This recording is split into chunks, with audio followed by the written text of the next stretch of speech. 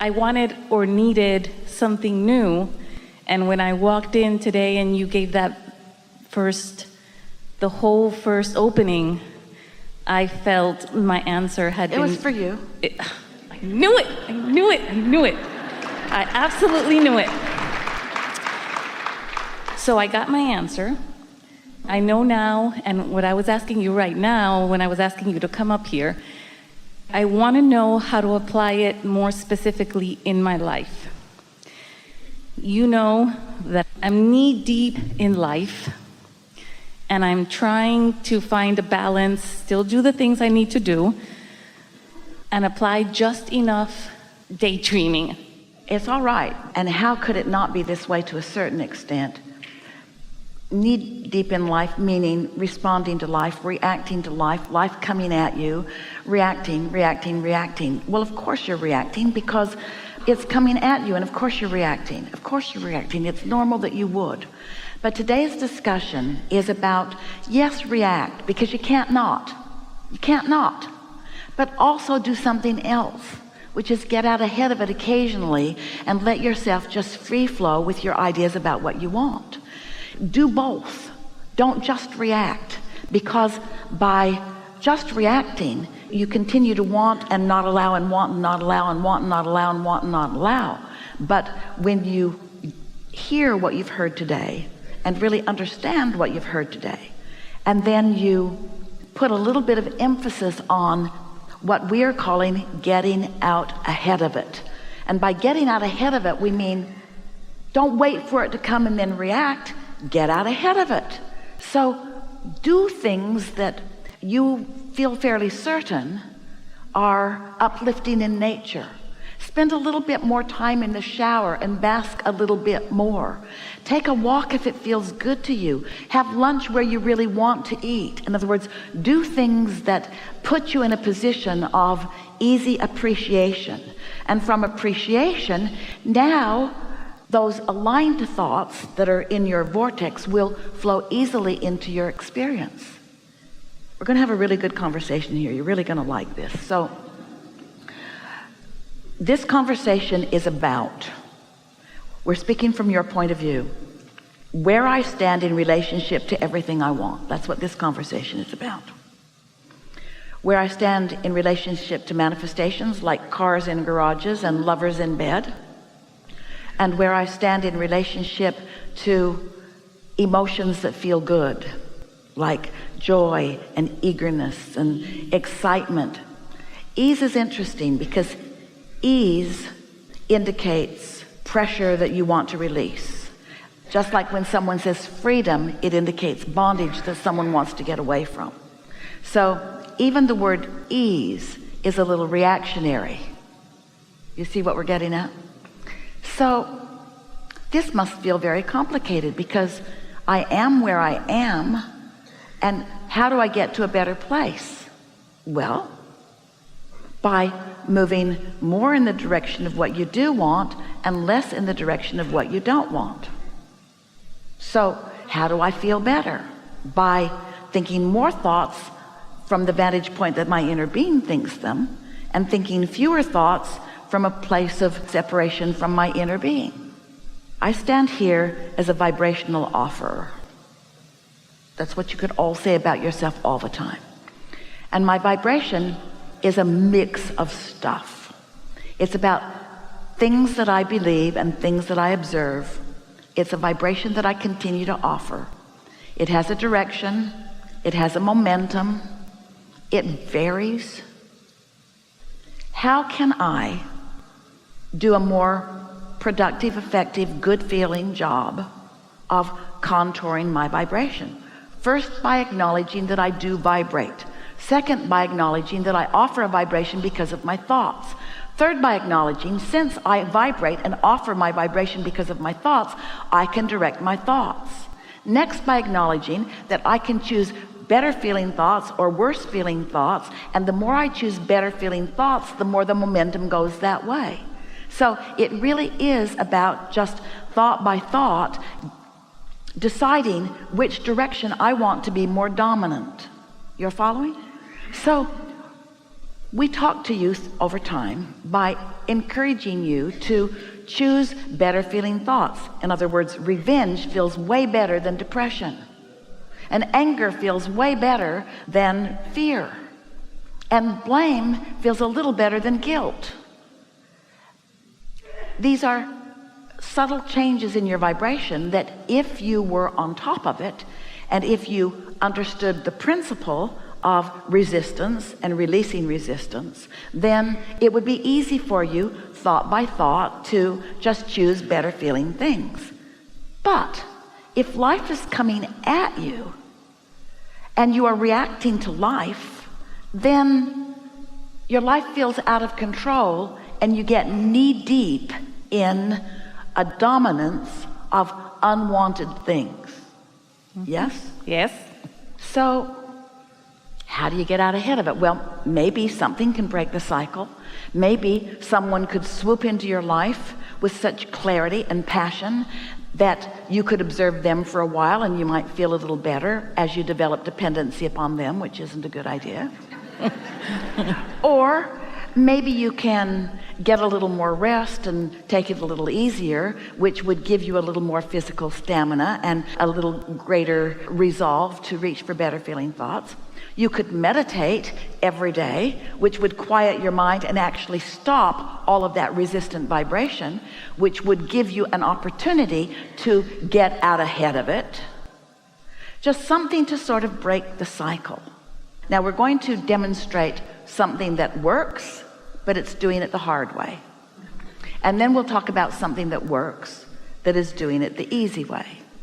And maybe the hard way seems like the right way to you. We think the easy way is a better choice, but that's just us. We're resistance free. So Esther is in a new house and she has a new washer and dryer, and the week that she moved in, which was right before Christmas, the washing machine gave her an air code and it locked the door and she couldn't get anything out of it. So she Googled what the air code meant and it looked really complicated.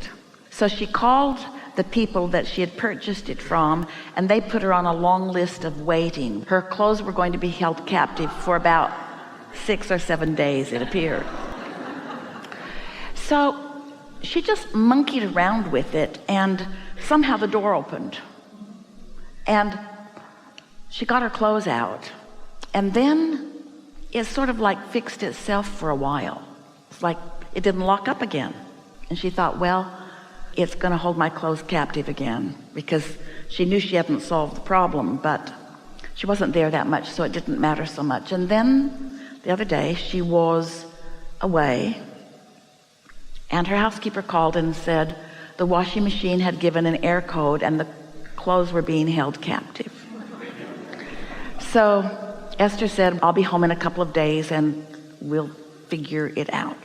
So the man from the builder came over and played with it and couldn't figure it out. And then he called the same people that Esther had called before, who put her on the waiting list of 9 days of clothes held captive.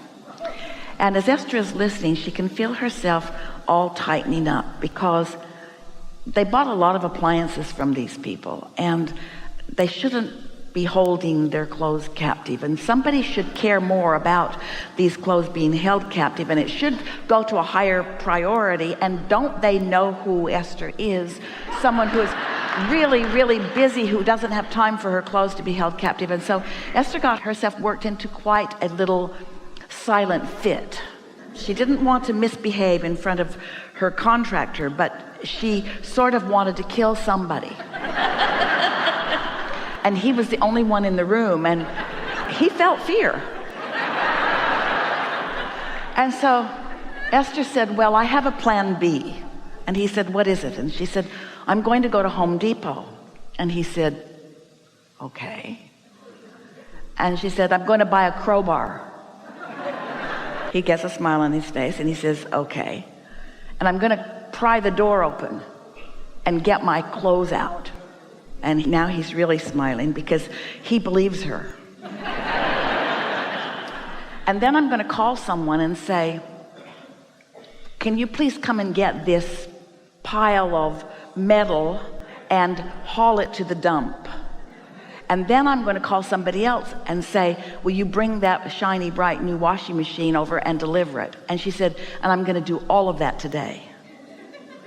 And now they're laughing because it's a ridiculous story, but it was shiny and bright. It felt like freedom. It felt like the bondage had lifted. In other words, it was a ridiculous plan, but it was a plan. And she no longer felt bound and held captive by people who don't care. And now she's really laughing, and so is her contractor. And now they're laughing. Which pile is she in? And then she looked at her washing machine. It's a Maytag. And she said, oh, you know what? The Maytag repairman is just waiting for someone to call because he has nothing to do. And the contractor laughed and said, that's right. So Esther Googled Maytag repairman, and he was just sitting there with nothing to do. He said, I'll be right there. He came over. He said, this is a known issue that we have with this particular model. He fixed it. Her clothes were not held captive, and she lived happily ever after. So what's that about? Now, Esther's unique in that Esther does not want to be mad, even when she knows she's perfectly justified in being mad. And so she was guided, even though it was not easy, to a stream of thoughts that led her to an idea that she couldn't find before. She could not find that idea before until she got into a place of comedy. Isn't that a really logical idea? She couldn't find it. Her contractor couldn't find it. Nobody could find that idea until they brought levity to it. So this is a demonstration of no longer wrestling into the ground and killing it and trying to fix what's broken. Instead, getting it into a place, into a clear place where you're laughing, where the ideas always are. Fun is where the ideas are. Laughter is where the ideas are. Love is where the ideas are. Appreciation is where the ideas are. The cooperative components are in the good feeling emotion places, you see. But when you're working so hard that you don't allow yourself to feel the momentum of feeling good, for Esther, she mostly feels good unless something happens. She feels great as long as life is perfect. But then she is like you. She reacts. She reacts to what's happening. And what you want to do is start noticing your reactions and see what they get you. Notice when your reaction is one of anger and see where it gets you. Notice how long you can hold yourself in a holding pattern of no help, so that it just feels harder and harder and harder until you get yourself in such a muddle that you can hardly even go out your door and get down the street because things feel too complicated for you. Or notice how with levity and fun, all things feel possible. This is the conversation that we want to have here today. All things are possible, but you have to get into the all things are possible pile. And the all things are possible pile is right there for you to choose from. It's just that you can't jump from one pile to the other. But knowing that both piles exist, and knowing which pile your inner being's in, and being willing to separate yourself through meditation. You see, Esther's inner being, because she can see that cone of light no matter what, so to speak, she was able to let us lead her into the idea of the crowbar. It's a great idea. It's just a great idea. She would have been able to get her clothes out. The washing machine would not have ever been the same again. And it would have required a truck to haul it away, which was the next logical step, and so forth. But your inner being can lead you from wherever you are out into the light, or you might already be standing out in the field in the light. You see what we're getting at? There's nothing serious going on and nothing to worry about. And you're not deep in anything except potential and possibility and ideas.